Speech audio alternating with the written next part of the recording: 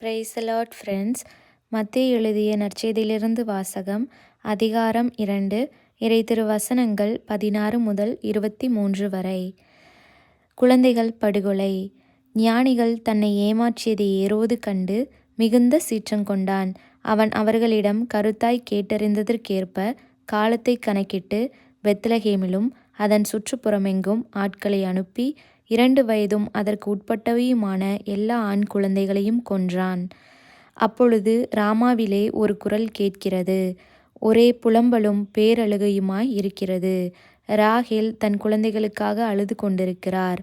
ஆறுதல் பெற அவர் மறுக்கிறார், ஏனெனில் அவர் குழந்தைகள் அவரோடு இல்லை என்று இறைவாக்கினர் எரேமியா உரைத்தது நிறைவேறியது.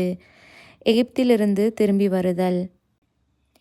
ஏரோது காலமானதும் ஆண்டவருடைய தூதர் எகிப்தில் யோசேப்புக்கு கனவில் தோன்றி, நீர் எழுந்து குழந்தையையும் அதன் தாயையும் கூட்டிக் கொண்டு இஸ்ரேல் நாட்டுக்கு செல்லும், ஏனெனில் குழந்தையின் உயிரை பறிக்க தேடியவர்கள் இறந்து போனார்கள் என்றார்.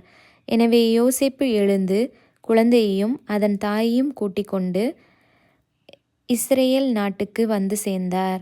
ஆனால் யூதேயாவில் அர்கேலா தன் தந்தைக்கு பின் அரசாளுவதை கேள்விப்பட்டு அங்கே போக அவர் அஞ்சினார். கனவில் எச்சரிக்கப்பட்டு கலிலேய பகுதிகளுக்கு புறப்பட்டு சென்றார்.